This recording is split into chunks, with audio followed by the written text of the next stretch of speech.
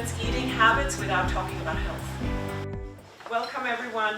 I'm going to share and probably make everyone reflect a little bit about the ethics of eating and of what's cooking on campus.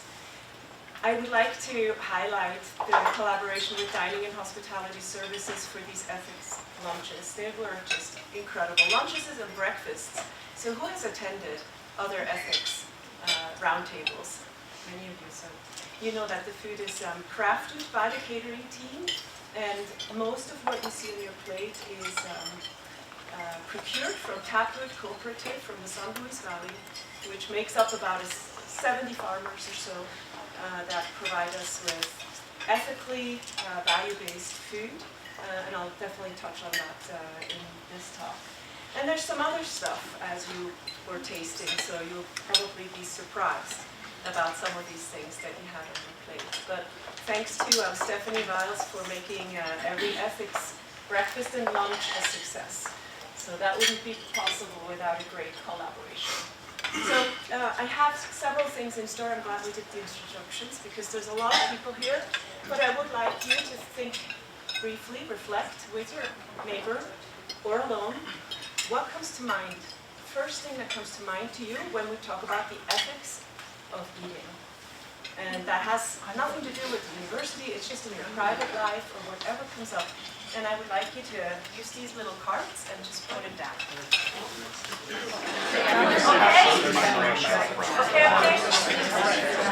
Who would like to share? Anyone would like to share? I'd like to have about 3. Yes. I wrote down labor in terms of those who are doing the actual picking or cultivating of the tomatoes. Yep. I wrote down humane environments for animals. Who else? Yes. I think not killing the animals in the first place. Yeah. That would be, then we would cut off a lot of things. I put down food waste. Yeah. What else? I put food waste too, and using as much as possible and composting the rest. And one of the things we mentioned that was so interesting that my grandmother always did when you had a turkey or roasted chicken, if you eat meat, that you boil the carcass and make soup, and now the in thing is bone broth, which we did way back then. Yeah. Way back then seemed to be a good thing. Maybe we should learn from way back then. Anything else? Yeah. I don't know if this was said, but real food, no chemicals, none of the additives to anything. Yeah, if you're going to eat the meat, at least, you know. True food. Anyone else? We said transparency, knowing where your food is coming from, what's in it. Yes. We'll put down regenerative growing practices, and then also slowing down to appreciate it when you are eating it. Connecting. Thank you very much. So we're going to go into a few of those highlighted topics that you've just mentioned. And what I'd like to do is connect them to the principles of the Daniels Fund. And we see very quickly, there's a lot there in ethics, and we probably will see very quickly that a lot of it is about money and greed and big companies and just a few at the table and no diversity and no equity and inclusion. So very important. And then we'll go into the role of the institution, and I'll tell you a little bit about our story on campus and our UCCS food service transition, and finish up with, where are we going from here? So this is quite an emotional moment for me because, and probably for many of you, because of budgets. The university has big budget cuts to make, including in the SWELL program. And so it could not be a better moment for me to stand here to talk about this than this one. The more we know about it, the more I think we can come together and refine resources and bring something probably more transdisciplinary engagement on campus forward and see where SWELL and good food on campus is going from here. So I would like you just to think about these images that you see and bring forward some ideas. What do you see here? Pumpkin seed. Melon seeds. Melon seeds. So what is ethical about seeds? Yeah, New beginnings or fresh starts. fresh starts, yep. Great, springtime, putting your seed in, yep. Being aware of the big corporations that are taking the seeds and owning them with GMOs, etc. Patenting of seed. Yeah. Exactly, so this is probably something of ethical concern, considering that before 1910, we probably had no patenting of seed. That all happened with the first hybrid research and hybridizing of plants. And in the 1970s with GMOs that slowly came about. So hybridization and GMO is different. One is intra-species and the other one is inter-species crossings. So what is an ethical concern when we think about these principles here of patenting seeds and just when we think about seeds in general? Yep. Access, in terms of who can actually have access to the seeds themselves. Yeah. So probably fairness, maybe. fairness. Yeah. Yeah. Yeah. We've heard transparency already a little bit. You don't really know very much where, what kind of seed is used and what consumers are accessing in a grocery store. So not very transparent. Yeah. I can't see if it's on there, but a lack of diversity in the Yeah.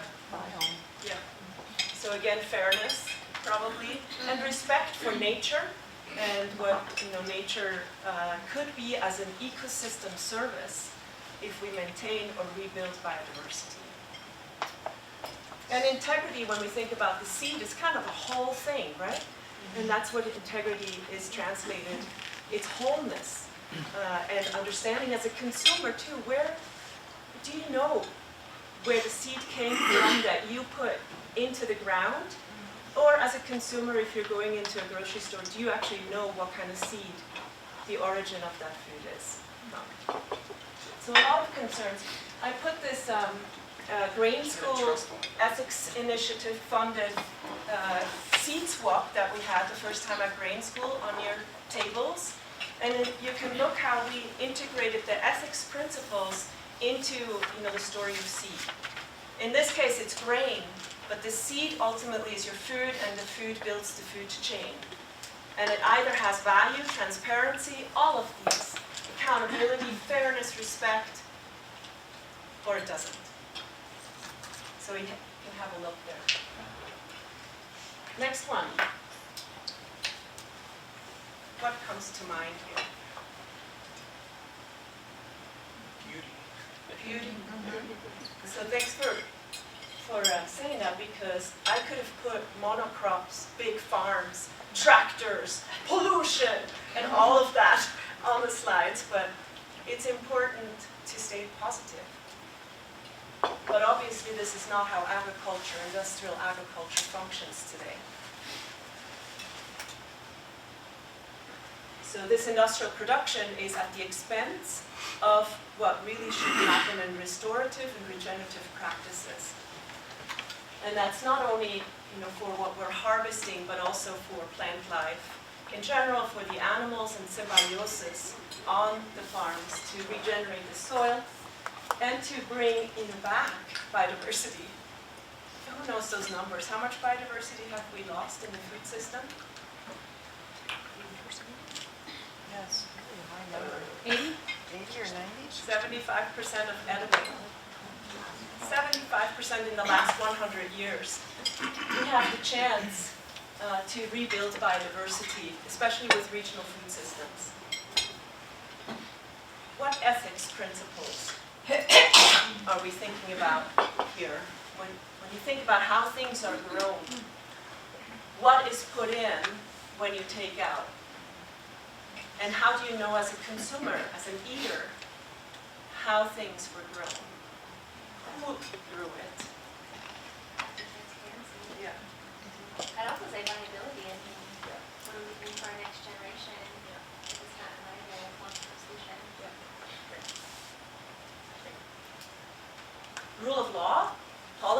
also important. We saw the organic label before, and the non-GMO project. All of those pieces, regenerative agriculture, and how these things could be protected, or how farmers can leverage labels for their benefit, for a premium. Anything else? Yeah. I just want to say, I thought trust, because when we're talking about seeds, I think that transmittance of the culture through the seeds, and you're trusting that someone's going to take those, plant those, and harvest and pass along to the next generation. So I really like the seeds as that kind of vessel. There's a lot of trust in there. Yeah, and a lot of knowledge. Incredible amount of knowledge. Yeah. Great. Next one. I had to put in an ugly picture. Put it in a kind of in a fuzzy shape. Good thing we already ate. Right. Yeah. And it came pretty quickly as a conversation point, humane treatment of animals. And there's a lot of questions regarding the environment and, animal treatment, whether we should even eat meat. And that's, a big ethical discussion. So I like to put Doug Wiley here from Largo Vista Ranch. That's actually the pork that you had in the protein flip burger from a regenerative farmer, Centennial farmer in the Arkansas River Valley, who bleeds to feed people. That's his slogan. And when he talks about animals, it's really interesting how he brings a point forward that all farmers that take care of their animals on the field and have a relationship with each one of them have a hard time eating them. Can you imagine when you pull out the animal that you still know perhaps by name? What does that do? We never think about that as eaters, that a farmer could have even a harder time in producing and raising animals that then obviously eventually go to the slaughterhouse. So there's quite a difficult piece that a farmer has to experience. But what is the ethics behind, what are the ethics behind eating meat when you think about the Daniels Fund and these principles? Yes? I think you think about from that perspective of fairness, from the farmer's perspective, we're talking about these, farmers like Doug who, and this is also their livelihood and their business in a way too, so then to say no meat ever also then hurts these small farms that are trying to do the ethical thing and still losing business in the process. Yeah. Fairness, integration and integrity. When you think about the word integrity and showing everything, transparent process. We often say that you should be able to see how an animal is slaughtered if you also eat it. And we often look away and don't see those types of things. So we need to be able to see it and to understand it better. The other, yeah. I was going to say trust. I think this goes both ways. I think a lot of times people have an inherent trust of their food source, even if they don't really understand where it's coming from. And so that leads them to be really upset, maybe when they see the pictures because they've had this trust that oh, it's like a farm in a storybook. And then I also think trust goes the other way too. Once you do kind of know what what mass agriculture looks like, and you've seen those things, when you purchase from a trusted source, you're trusting that they are actually coming through and doing what they say. So if they're marketing themselves as a humane source of meat, you're trusting them to say, I really, I'm putting my money in your company because I'm trusting that you're actually doing what you're saying that you're going to do. So Nanna, I have a question on would it help diversity if there are no meat eaters or no? No. The question is, I'm sorry, I just want to It's understand very that. I important. do eat meat, but I just want to know. Yeah, it's very important, and I think that the symbiotic relationship of the animal, the plant, and the soil, and humans is important to the farm. And I think we have quite a lot of research already that shows that there's an importance of carbon sequestration in the soil when native grasses come back, and especially from the buffalo. I think that research is available, and composting on the soil and trying to protect the soil through, obviously nitrogen-rich and carbon-rich materials. So there's a symbiosis in the soil, but it's definitely an ethical question for everyone in here. Should we eat meat or not? Doug Wiley would say, well, we've chosen a long time ago to domesticate animals, and now we have the mess. So can we just do away with it, or is it time to, bring them back into a diversified system, in a symbiotic system where animals, plants, and humans work together to rebuild the soil and regenerate the system? Well, and maybe this ties a little bit, but talking about respect, we, in our current culture, we don't respect life in many forms. And a long, long time ago, not everyone was allowed to kill an animal for sacrifice or to eat. It was like a sacred rite. It was a priest or a priestess who did this. And so it was this beautiful moment of realizing the value of a life. And I think now we are disgusted because we don't value that, and we don't look at slaughter yards as something sacred or beautiful, because we've really trashed this idea that, like, the cyclical of life, of death, and how they're all tied together. We don't believe in death. And so when we don't believe in death, we forget how to tend to it in a beautiful way. I put the chicken on here because what has happened over time is that, in America we have a decrease in beef consumption and a proportionate increase in chicken consumption. We're not really eating less meat, but a lot more chicken. And so, the initial image here was a feedlot. I think we should carefully think about where our meat comes from. And when they come from aggregated, concentrated animal factories, it is probably not what we're talking about, and the respect to the animal in a symbiotic relationship and the sacredness of life. So think about where your food comes from, and especially where the meat comes from and how it's raised. And that also is a rule of law question. As we see bigger and bigger feedlots, they have hundreds and thousands of animals on the feedlot, and regulations are getting less and less strict. Up to the point that a feedlot doesn't even have to take care of the manure that's provided, that's processed on the feedlot, and that ultimately runs into our oceans and is a polluter. Yeah? What I was going to say too, going to kind of this idea of transparency and trust, and what you said earlier about diversity and equity, and we're talking about, how do we communicate this, and if I trust, if I don't have the capacity to do all this research or have the knowledge to know where to look, and I'm going to the grocery store and I'm saying, oh, this says that it's free range or it's organic, and I'm purchasing it because I think I don't know where to start looking or researching. Then we're also saying, this is a small amount of people who have the capacity and ability to do the research, and so then those people are just trusting what's on a label, and then it creates this whole cycle of misinformation as well. Yeah. It's mostly in the hands of companies, right, in the food industry, and some producers also. Yeah, Linda. And just to piggyback on that, there's been a big clamping down of people that are actually able to get into these facilities and do any kind of reporting to say whether it is ethical. They can be charged, they can, it's that, we've seen that happen, so there's less and less transparency and truth that's coming out. I know you had something else, yeah? I think in terms of the free range, I think that the qualifications for that are like free range is this big. It's not free range, it's pasture raised, that matters.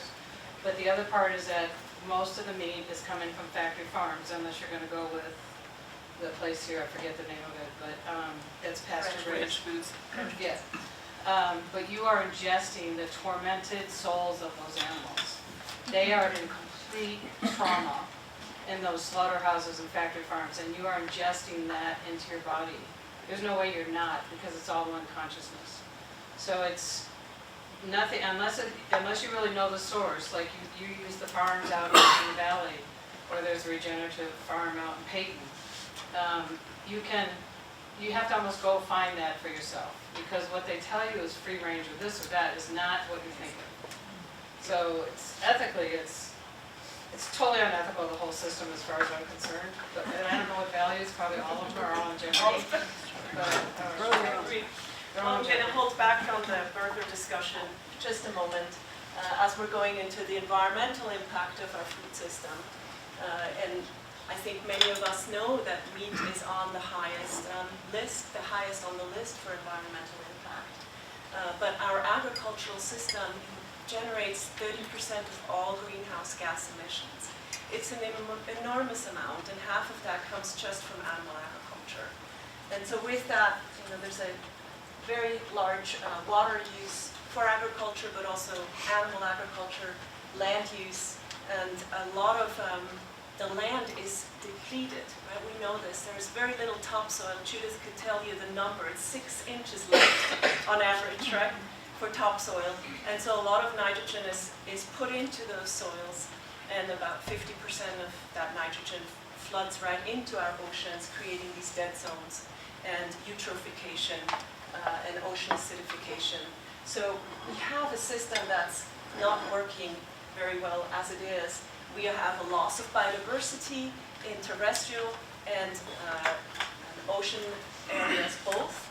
A lot of it is due to animal agriculture. So just thinking about how much from the farming sector is generating greenhouse gas emissions and uses land perhaps unethically, and how much of that comes from animal agriculture. And again, there is a potential that animals are part of this symbiotic piece on the farm and can sequester carbon. So to some degree, we're probably not going to solve this in the next 10 years, but the food industry might. And the food industry is quite clever. So now we have what you had on your plate. You had a few different things, and I'm not going to shock you, I hope, but first of all, you had a vegan burger from Dining Hospitality Services that had black beans in it. It's made in-house with black beans, good protein source. Then you had a protein flip burger that's made with 1/3 less meat. Actually, it's the whole burger. If you look at a 6-ounce patty burger, you would divide that burger into 3 parts and remove 2/3 of that burger, only keep 1/3 of that in meat, and then add grains and beans, which are a great plant-based source, and some vegetables and lots of flavors, and you have a nice protein flip burger. This protein flip doesn't come from us. It's the Culinary Institute of America that started this with Harvard School of Public Health to connect both health and sustainability, so make a healthier product. The little meat that you have, you know exactly where it comes from if you want that meat. Then the next one is the Impossible Burger, and that's what's on here, Beyond Meat. It's like Beyond Butter. I can't believe this is not butter. It's the same kind of concept, because we don't really want to confine ourselves in our choices. And so a burger, plant-based, has to taste exactly like meat. It even has to bleed like meat. So the Impossible Burger is exactly that. They have manufactured, and it's a little GMO insertion that makes the burger bleed. It comes from the soy plant, from the roots, but it is synthesized basically in the laboratory to meet the demand of meat eaters in the United States to make a burger bleed by plant-based approaches. So that's the Impossible Burger. I'm sorry to say that you had some of this on the table. But it is perhaps a really important piece as a stepping stone to help people do make a climate-friendly commitment. The food industry is very good in developing plant-based foods. There's also a meat that is synthesized in the Petri dish that looks like meat, but it isn't, to help with this disproportionate impact of agriculture. Jessica, did you want to say something? I was just gonna ask you, I don't know much about the burgers that you just talked about that lead and do all of that, but being that there's so much time spent in the laboratories, does that leave a less of a carbon footprint than the feedlots? Ultimately, yeah, probably. Okay.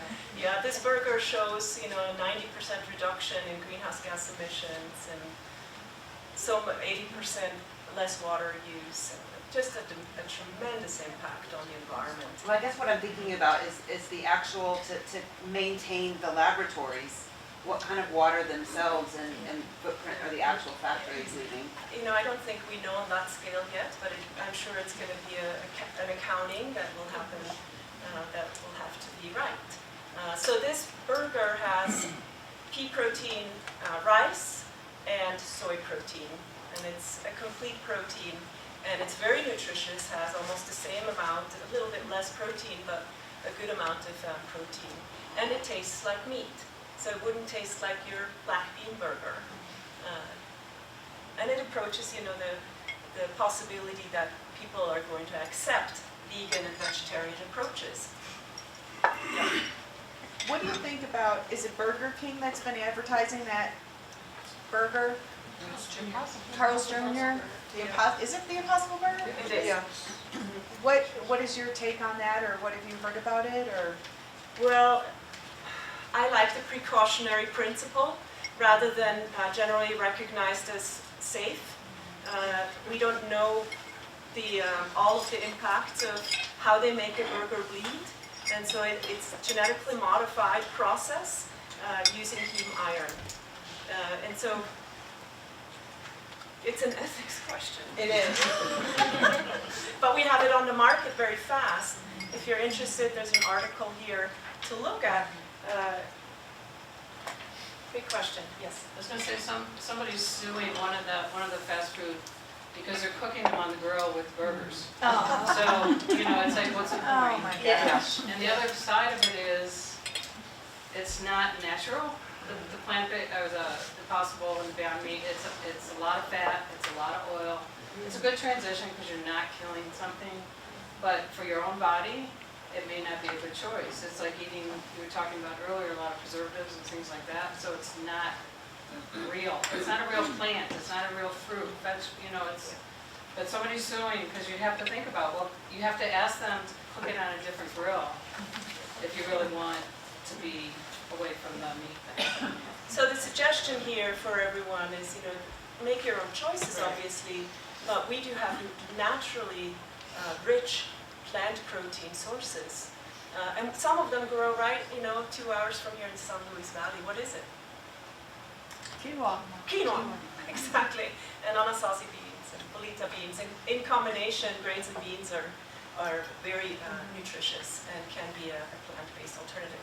But everyone is different, and so I think at home and as you're looking at modifying your eating practices along with integration of environmental concerns, you're going to make your choice with the ethics principles. As you probably know, we've had millions of family farms dying in the last 5-10 years. Just since 2001, 1 million family farms have gone away. And these are farms that are small to medium-sized farms. The small farms are defined by USDA with a lower income than $250,000. To be a viable farm, viability, you have to have an income of about $100,000 in gross sales. Anything smaller, farmers live in poverty or have a secondary income. It's impossible to work under that. We also have an issue on especially centennial farms with the average age of farmers, mostly male farmers, is 57. And no generation taking over these farms. And male farmers dying away and the women taking over. So there's a proportionate increase in women farmers, but it is mostly due to the fact that the males have died away. So there's a real generational issue in farming, and I'm talking about, diversity of farms and integrating a diversity of farms even on a college campus. That, the college and the university actually promotes and participates in the growing region and diversifies rather than monopolizes or is being monopolized by one distributor. So the Taproot Cooperative would be one way to integrate a more diverse audience of farmers and growers for the campus. And of course, the farmer is always the one that loses, and it's been like this in agriculture since the railways. Since distribution has taken over, it's 1860, you can go back, so anything old is really valuable, because at that time we still had, a different food system. But since the railways, the distributors and the big companies have gained all of their profits, and the farmer share is very small. So in retail, lettuce costs about $3, and the farmer gets 20 cents. And this is put out by Rocky Mountain Farmers Union to show that. The farmer share is very, very small. And the farmer is also targeted with this big issue that came up in our discussion at the beginning. It's labor issues in the food chain. Due to labor laws, so it's definitely a rule of law issue, and problems with ICE, immigration and customs enforcements, that there's a lot of Mexican farmers and Mexican workers who are very scared to do this work. And so especially the small-scale farm has very few resources to be able to do the work on the farm. The other piece of this is that if you had a labor force, you would have to provide, as a farmer, all of the housing for that labor force. How is that possible? Very difficult. And labor issues are not only present on the farm, but they're present in food service, and they're present in processing, if you think about a slaughterhouse, and people who have to work in those environments. And so the food service too, since we've done some research here, I think our food service transition has brought joy and creativity back into the kitchens. And that's really positive. It's a social justice issue. When you look at these problems and labor issues in the food chain, it's really, a linear food chain. The distributor typically and the large-scale producer has the chance to survive in it, but not everyone. So as we're trickling through this, we're going briefly into the consumer side. There's a lot of inequity here and a lot of ethical questions related to food access and food insecurity for people. Typically people who have good means can afford the best food in this system. At the same time, we have a large mountain of food waste, especially in America. 40 to 50% sometimes are the statistics. In Europe, it's about 30 to 40% of food is wasted, and it's not distributed. So there needs to be a transformation in how we do things and how we make this food accessible. So what comes to mind here when you think about the Daniels Fund ethics? I just had a question. Yeah. So this imperfect food that's sent straight to the, do they pay farmers for that, or is that just off the top of their? If there is a community effort or a social enterprise, they will get something, but in general, no. It stays on the field. And a lot other stuff stays on the field because there's no labor to pick it. Like most small farms today can only pick maybe 60% of what they produce, and the rest cannot, move to people. Yeah, when you say food insecurity, I'm thinking of, I don't trust any, it seems like we couldn't eat romaine lettuce, we couldn't eat melons. Food insecurity, it relates to hunger. Okay, hunger, yeah. But Not knowing where your next meal comes from, rather than food insecurity per se, but you could also, food safety and food insecurity, considering climate change, you could think about it in the same way that, eventually perhaps with floods or fires like in Australia is the case, it eventually creeps up into food insecurity. Yeah, it's the same. By the way, on a college campus, what do you think is food insecurity? What are the numbers? They're high. I can tell you right now. It's like, I think 20% of our off-campus students qualify for the highest need food insecurity at UCCS. In general, on average, it's 30% in the United States. And is it true then, just as a follow-up, that legislation was recently changed so that college students have access to food stamps? They do. Is that, okay, that is still, that's still. And that could be a great way to get well involved for students, to help other students with filling out that paper. That was fairly in the last few years, it used to not be that way. Yeah. And there are many things that can be done on campus. We had a farm stand in the summer and we gave food free or at extreme reduced cost for the students, and that's really important. Yeah, Sean? Oh, I was just gonna say, on the food waste side at the home level, with having all of us dealing with, how do you reduce food waste? I thought it was interesting for accountability as a theme, and I heard a presentation recently about why it's so difficult to address food waste at the home level, and that a lot of people view themselves as not as bad as the other person. Like, I'm not as bad as my neighbor, or it's like, oh, that person has and like, I know I'm bad, but I'm not, but kind of reframing that and thinking just about, how do I address waste at my home level, Yeah. And it can be fun, I think, too. Oh, yeah. I was just going to comment on food access and how I think this is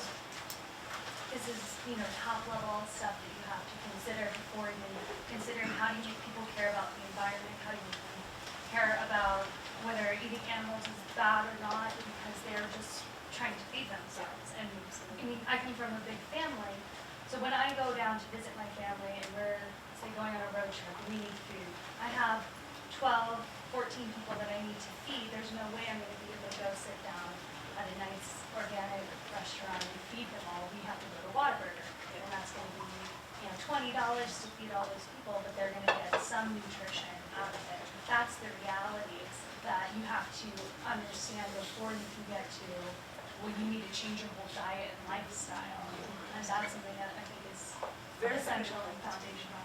Absolutely. All this stuff. Absolutely, yeah.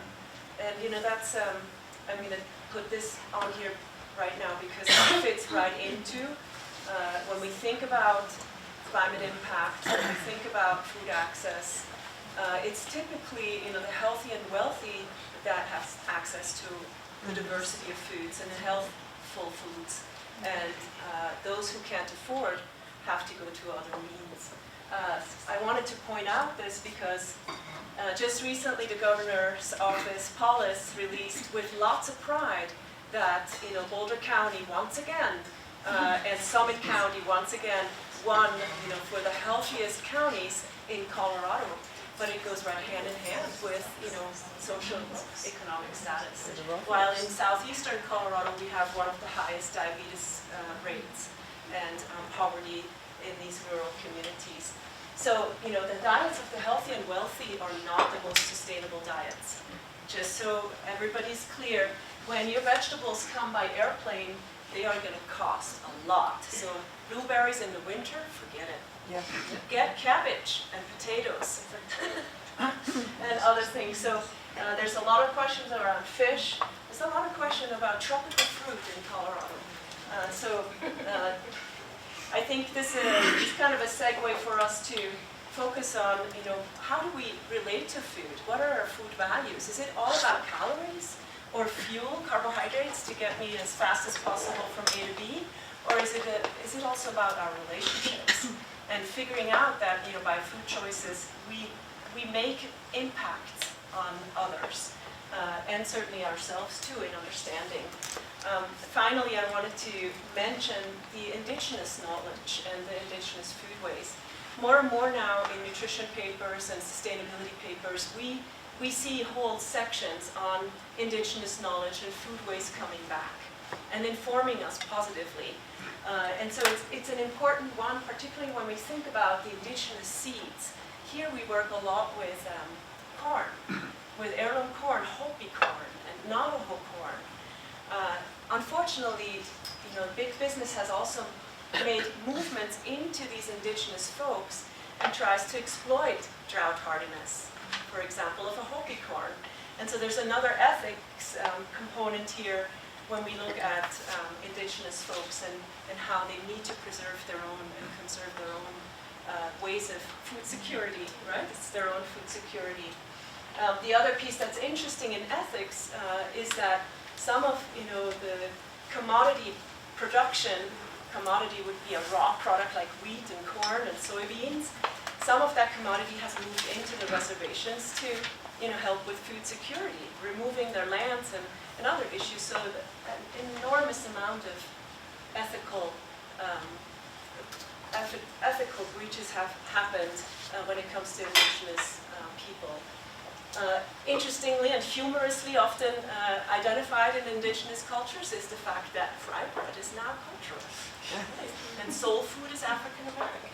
So we have kind of stereotyped these things and they have become part of the traditional diets. I didn't mean to jump over this, but there's a lot around food service. We've done a lot of work on this campus and with other institutions in Colorado. What's very clear is the competition is in the hands of a few. Whether it's a corporate environment or a self-operated like we have, the distribution is still in the hands of a few, and they drive down prices and the others have no chance. And so the diversity piece is important here to think about. So the food value chain has really all principles of the Daniels Fund. It aligns with transparency and integrity, viability of farmers, in reciprocity also, that there's a collaboration around the food chain together. The rule of law is an important piece in this because it drives policy. So I think about in the food system, policy and food policy, how can we see if a value chain would have the right of first refusal. So if the value chain cannot, provide a large amount of food for food service in an institution, well, they could at least be contacted and said, do you have it? And if they don't, they could have the first right of refusal for this. And then, of course, fairness. And when we talk about value chain, it's also that there's a lot of value in good food, and so it cannot just get lost in a salad bar somewhere, like our campus farm leaves, right? We created Food Next Door to bring that out, to show what the real value is with the story of the farmer. So, this is from our grain school. Unfortunately, our keynote speaker got stuck in a snowstorm and couldn't come, but just have a look what's on here. We honor the labor of everyone involved, and we compensate everyone fairly with fairness. We nurture the land ethic, creating opportunities for intimacy in the food chain. Think about that. Today there's no intimacy. We don't know anything. And the chefs don't work with the farmers. The Epicurean is disconnected from the agrarian. We've lost something really big. Life-giving stories. Can you imagine what that has to do with retention on a college campus? And then I always was of the opinion when we started the Flying Carrot that nobody can walk by. You just kind of have to go back to the Flying Carrot and have a taster, and it explodes in your mouth. It's like, where can I get that? That's the food system that we are craving, and I think that's what we wanted to create here on campus. And so we started going to the Southern Colorado region to find a lot of diverse food, from a cold weather crop to a warm weather crop environment. And that started way before we transitioned in 2014. We also started a course. I co-teach this course still with Judith Rice-Jones and Sean Svet. And this course was very important because it wasn't just an elective. It became a core course in the Sport Nutrition grad program to bring students to farms and have experiential learning and learn about, especially nutrition students, this food value chain. So Farm Field Days became the one piece that floated to the top of all the FCQs. Of course, students love animals, right? When we bring them to Largo Vista Ranch and they can touch animals, they are just changed. We want to have a sheep herd. So this experiential piece, nicely coordinated with academic learning and focus on the head, is really a good combination. The Flying Carrot was started also at that time before we transitioned. food service, and it really became our food literacy mobile that brought the link between the farmer and the consumer. So basically the students learned the whole value chain. They became part of the chain because they were helping to sow the seed, they were harvesting the food, and then they were selling the food or giving tasters and helping farmers sell it. So I think what we have done in the classroom, also with the sustainability office, is to identify, what is an instrumental value versus a relational value with food. This is a paper that anybody in here could integrate into the classroom just about the topic of eating. Thinking about how students relate to food and eating. Is it just, well, I just want to be healthy? Or do I also feel like I want to integrate, the farmers, I want to contact or connect with them, be involved with soil building or learning about growing the food or cooking. There's a lot of values to learn about food. Some of them are easy to learn in the classroom, but many of them have to be done in the field. So oftentimes our flying carrot driver would fire up this imagination of young people. They saw a lot of beauty, right? The beauty of biodiversity. We would give them a lot of knowledge in the classroom, but then with hands-on cooking and growing food together, they would build their own self-efficacy. And that is empowering. This topic here of virtual ethics comes really from the lived experience. So the more we can integrate that lived experience, the more the students are going to understand, it's so hard to farm. It's so difficult, it's so hot, how can you do this? And it's actually those experiences in a labor environment that will give them this compassionate, experience. So in 2014, we came together and had a whole list of dreams of students before we transitioned. And I have to say, we've reached a lot of dreams on this college campus with food. But we still have a lot of spaces to go. I included here some ideas how food ethics could be integrated into the classroom. Obviously what we did today is a great platform just as an exchange and to see where students are coming from, what's ethical for them in terms of their daily food choices. But there's a lot of different things. We use some really great books. This is one of them. And then Food Ethics in Society is another text that can be used great in the classroom. You could organize wonderful debates around the food system with your students, taking different sides and letting them figure it out themselves, what is better for them. When we transitioned to to this transformative food system on campus in 2014, we had a lot of visions, and I think we reached a lot. We employ over, what is it, Jessica, 250 students in food service? Close to 200. Yeah, it's amazing. And that has continued, and I think we've reached into many classrooms.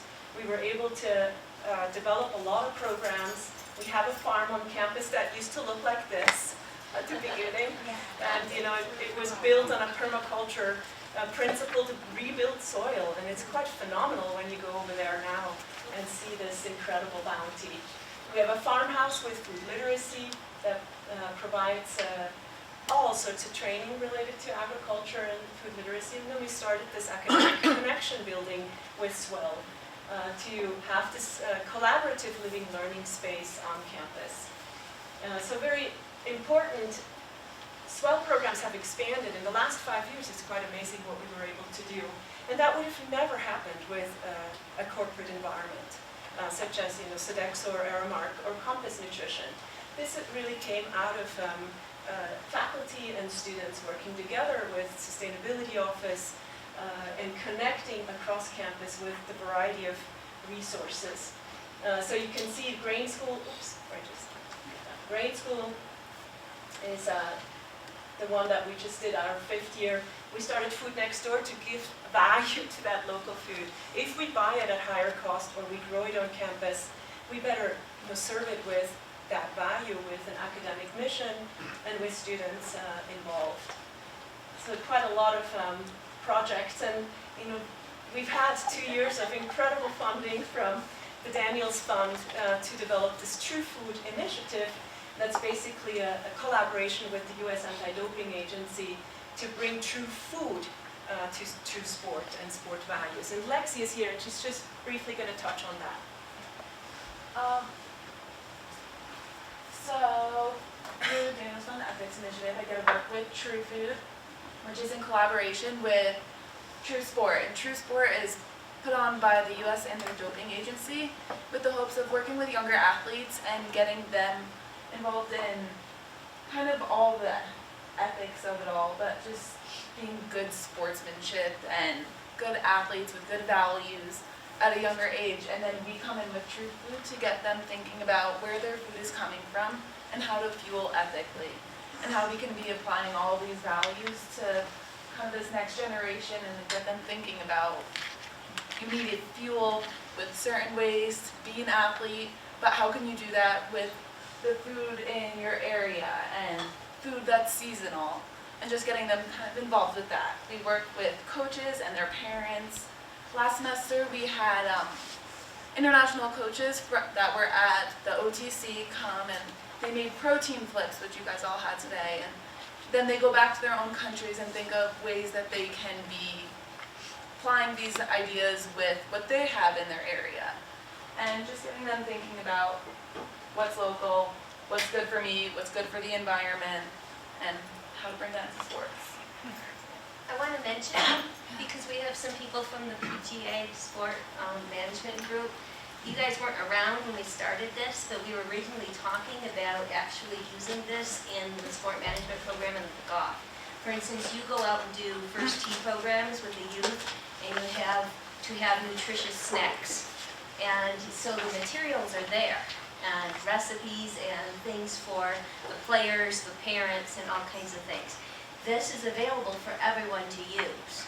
So again, any of you that are working at all with youth sports in any capacity, I know College of Education has a counseling program too, and you're talking about, you always have food, make sure it's true food.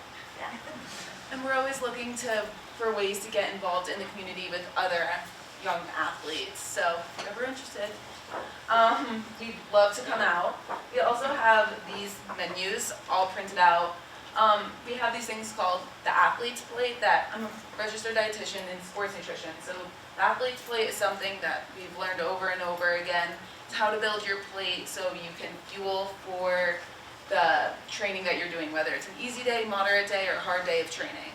And then through True Food, we've created these True Food plates, which is the same concept, but with ethical fueling. And around it, we have all these words that kind of represent the values of the Daniels Fund Ethics Initiative. And again, just tying it back to how you're fueling for those easy, medium, and hard days, not just with macros, but with the specific foods on those plates. And at the farmhouse, we have an abundance of extra placemats, and we have a bunch of these other handouts. The benefits of local food for athletes, eat more when it matters, and we'll have these all back there if anyone's interested in that.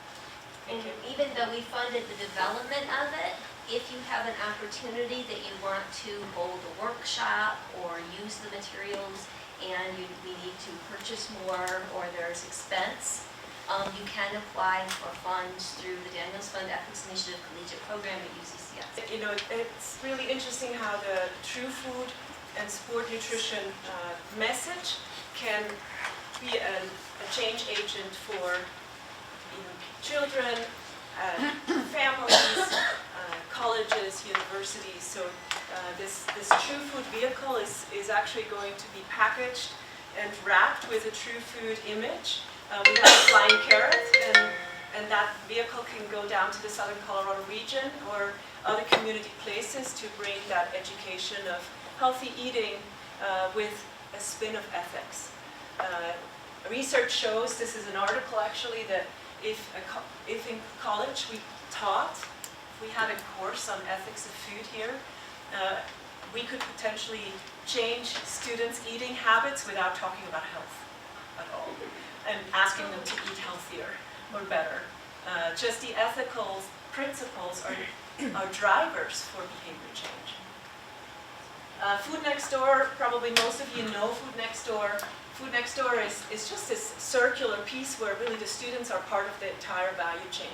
They grow the food, they harvest the food, they process the food, they cook the food in a peer teaching model, and then they serve it to freshmen on campus. So it's been an incredible pathway. I did a little bit of an analysis with students that did their graduate work, with customers, with volunteers, and with leaders. And we see that Food Next Door is life-changing. It's very difficult to do. They do everything from procurement, from planning, all of the menus to cooking and serving it. And they're not chefs. Sometimes we are lucky to have a chef. And so these graduate students really learn about leadership skills. And they land wonderful jobs in the community and in sport nutrition because they had this dining and hospitality experience. So Food Next Door hopefully will stay. This food value chain is a difficult one to establish in a university, even in a self-operated system, because it's still driven by large distributors, such as US Foods and Cisco's. And there's only 2 of them in the nation, only 2 distributors for institutional food. And so it's very difficult to bring a value chain in. And so we had an ambitious plan for Food Next Door to be bigger and better, and we got stalled. And the reason for stallment was that we hit 10,000 of a procurement threshold within the CU system that asks for a bidding system. And once you enter a bidding system, it's really the highest quality food that needs to be selected at the lowest possible price. And that is not a value-based system. And so we're struggling with this, but it's actually a good thing that it happened because it opened up the opportunity to go see a system-wide to discuss this with procurement at the system level. Food Next Door has its own little label, and we hope it will survive in this really difficult climate. Any involvement from any one of you will help, I'm sure, and a lot of students asking for it. My synthesis of this, what's cooking on campus and the ethics is, and the recommendations that I can make as 5 years in here, and with research Colorado-wide in institutional procurement, is that we really need to make it happen. We really need to align leadership and stakeholder acceptance and a clear vision. We had that to start out with, but we've lost it for sure, and that needs a lot of work. The food cost is always going to haunt us. It is not possible that there's a fair, competitive price between a large-scale distributor and a cooperative. It just cannot be. So that food cost needs to be leveraged with another value proposition. We know the rule of law. We'll look at it and see how we can change the policies or have some chance there. And then contracts and ethics. How do we make our contracts, and where is our ethics there? In a self-operated or corporate system, both. And who is accountable for the ethics of a contract? Contracts across institutions are getting bigger and bigger, and there's purchasing power. The bigger, the more universities are collaborating, it's just driving the price down for the farmer even more so.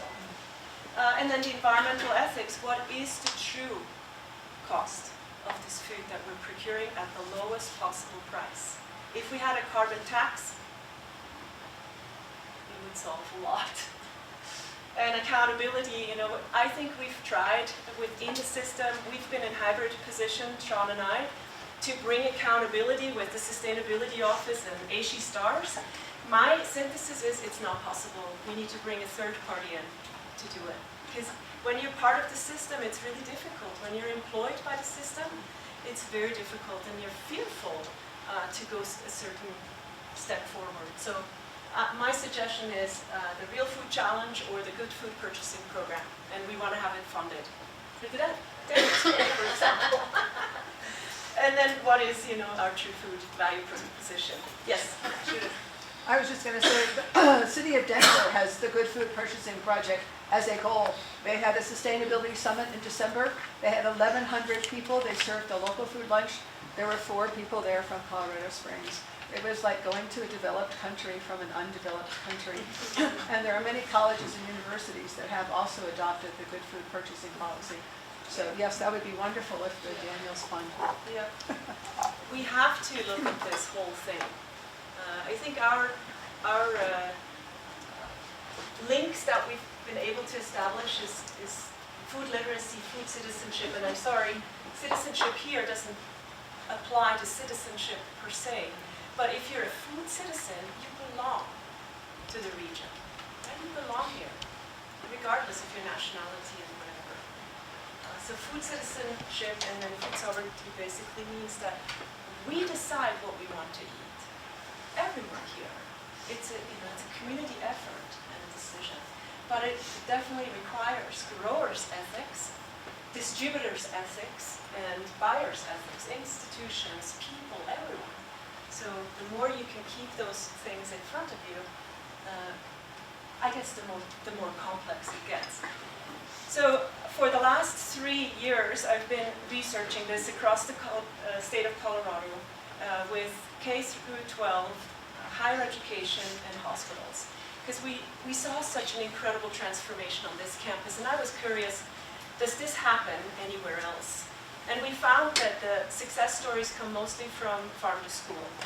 Not from Colorado Springs by any means, and not from Pueblo, but certainly from Boulder County, Denver schools, and some of the Western Slope schools with 25% local procurement. And these school districts serve 30,000 kids every single day. There's no way that we cannot reach this if K1 through 12 can on $1.24 per plate. It's very, very challenging to do this. In hospitals, we found 3 to 5% local food purchasing and absolutely no food literacy linked to it.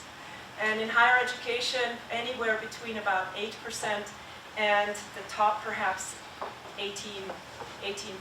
But very challenging, and so it's time to find a more ethical approach to this, I think.